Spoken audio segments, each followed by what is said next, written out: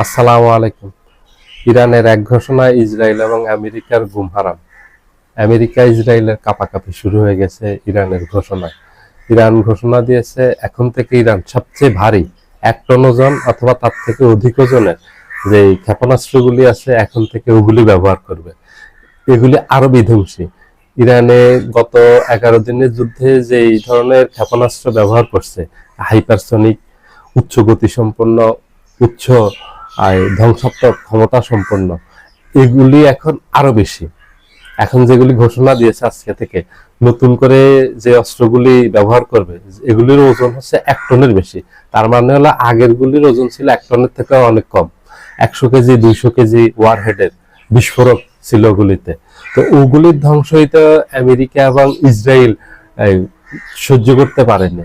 এখন যেগুলি ব্যবহার করবে এগুলিতে একেবারে পুরো ইসরায়েল নিশ্চিহ্ন হয়ে যাবে। এবং আমেরিকা যেসব ঘাঁটি, এই সামান্য কিছু আছে ঘাটির অংশ বিশেষ, এগুলিও তো একেবারে ছিন্ন ভিন্ন হয়ে যাবে, একেবারে ধ্বংস হয়ে যাবে। ইরানকে চীন, রাশিয়া, ফ্রান্সের মাধ্যমে প্রস্তাব দিয়েছে আমেরিকা এবং ইসরায়েল যুদ্ধবিরতির জন্য। ইরান যুদ্ধবিরতিতে রাজি হয়নি। ইরান বলছে ইরান যুদ্ধবিরতি করবে না। এই যুদ্ধ ইরান আগে ঘোষণা দিয়েছে, এই যুদ্ধ আমেরিকা শুরু করছে, শেষ করবে ইরান। কারণ ইরান যদি এখন যুদ্ধবিরতিতে যায় তাহলে গত বছর একবার ইরানের উপর জুন মাসে হামলা চালিয়েছে। একটা স্বাধীন দেশের উপর এভাবে বারবার হামলা চালানো, এটা কোনো দেশে এইভাবে মেনে নিবে না। এবারও ইরানের উপর ঠুনকো অজুহাতে হামলা চালিয়েছে এবং ব্যাপকভাবে হামলা চালিয়েছে। ইরানের সর্বোচ্চ নেতা আয়াতুল্লাহ খামেনি এবং ইরানের এই বেশ গুরুত্বপূর্ণ এই নেতা এবং সামরিক কর্মকর্তাদেরকে হত্যা করছে। গত বছর 30-40 জন সামরিক কর্মকর্তাদেরকে হত্যা করছে। এভাবে ইসরায়েল আমেরিকা বারবার অন্যায়ভাবে একটা স্বাধীন দেশের উপর হামলা করতেছে। আন্তর্জাতিক কোনো আইন, নিয়ম কানুন এগুলি মানতেছে না ইসরায়েল আমেরিকা। এবার ইরান একেবারে ঘাড় চেপে ধরেছে, খুব ভালোভাবে ধরেছে ইসরায়েল এবং আমেরিকাকে। এবার ইসরায়েল এবং আমেরিকাকে কোনো ধরনের ছাড় দিবে না, এটা বোঝাই যাচ্ছে। এবং ইরান খুব এই যুদ্ধে খুব ভালো অবস্থানে আছে। ইরানের ক্ষয়ক্ষতি হয়েছে অনেক, তার থেকে বেশি ক্ষয়ক্ষতি হয়েছে ইসরায়েল এবং আমেরিকার। এবং ইসরায়েলের ভিতরে ধ্বংসস্তূপে পরিণত করছে ইরান। ধীরে ধীরে কিছু নিউজ আসতেছে, ইরান তো এমন ভাবে হামলা চালিয়েছে শেষের দিকে যে ইরানের সবচেয়ে বিধ্বংসী অস্ত্রগুলো ব্যবহার করছে। এতদিন ভাবছে মানুষ ওগুলি না, এখন বোঝা গেছে ইরানে তার থেকে আরো বিধ্বংসী অস্ত্র আছে যেগুলো এতদিন ব্যবহার করেনি। ইসরায়েলের ভিতরে ধ্বংসস্তূপ পরিণত করছে এবং ইসরায়েলকে একেবারে লন্ডভন্ড করে দিয়েছে, তছনছ করে দিয়েছে। ইসরায়েলের কল্পনা করতে পারেনি যে এত কঠিন আক্রমণ করবে।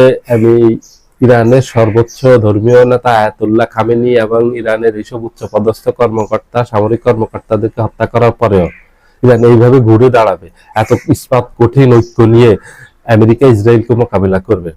এবং ইরানের হাতে যে এত বিধ্বংসী শক্তিশালী অস্ত্র আছে এটা তাদের ধারণার বাহিরে ছিল, এটা কল্পনার বাহিরে ছিল। এটা ভাবছে যে ইরান ইসরায়েল, আমেরিকা, ইউরোপের থেকে অনেক দুর্বল দেশ এবং তাদের এত শক্তিশালী সামরিক শক্তি নেই যা আমেরিকার আছে। আমেরিকা পৃথিবীর 1 নম্বর ক্ষমতাশালী দেশ, তাদের সব দিক থেকে ক্ষমতা আছে, তাদের আর্থিক যেমন আছে তাদের তেমনি সামরিক শক্তি আছে। সামরিক শক্তিতে তারা একেবারে অতুলনীয়, তাদের ধারে কাছেও কেউ নেই। তাদের এই ধারণা একেবারে ভুল প্রমাণ করে দিয়েছে, মিথ্যা প্রমাণ করে দিয়ে ইরান যেভাবে ইসরায়েল এবং আমেরিকাকে এখন পর্যন্ত মোকাবেলা করে যাচ্ছে এবং আমেরিকাকে নিষেধ করে দিয়েছে যুদ্ধবিরতিতে তারা যাবে না, তারা তাদের এই যে ক্ষেপণাস্ত্র হামলা চালাচ্ছে আমেরিকার স্থাপনায়, ইসরায়েলের স্থাপনায়, ইসরায়েল পুরো ইসরায়েল জুড়ে, এগুলি অব্যাহত রাখবে। কারণ তারা বারবার তাদের দেশে এইভাবে হামলা হতে দিবে না। বারবার আমেরিকা ইসরায়েল হামলা করবে কিছুদিন পর, এটা হতে দিবে না। তারা শর্ত দিয়েছে যদি এই ধরনের হামলা নিশ্চয়তা পায় যে এই ধরনের হামলার ইরানে ভবিষ্যতে হবে না, তখন তারা এটা বিবেচনা করবে, তার আগে বিবেচনা করবে না। ইরান এখন একেবারে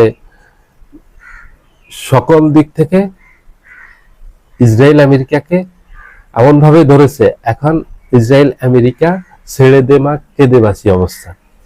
ইরান হরমুজ প্রণালী বন্ধ করে দিয়েছে। এখন পুরো বিশ্বে হাহাকার লেগে গেছে, গ্যাস নেই, সব দেশে গ্যাসের দাম বেড়ে গেছে, তেলের দাম বেড়ে গেছে। গ্যাস তেলের দাম বেড়ে যাওয়ার অর্থ হলো দ্রব্য মূল্য, নিত্য প্রয়োজনীয় যেসব জিনিস আছে এগুলির দাম বেড়ে যাওয়া হু হু করে সব বেড়ে যাচ্ছে পুরো পৃথিবীব্যাপী। ইরান কোনোভাবে ছাড় দেবে না। সবাই ভালো থাকবেন, আল্লাহ হাফেজ।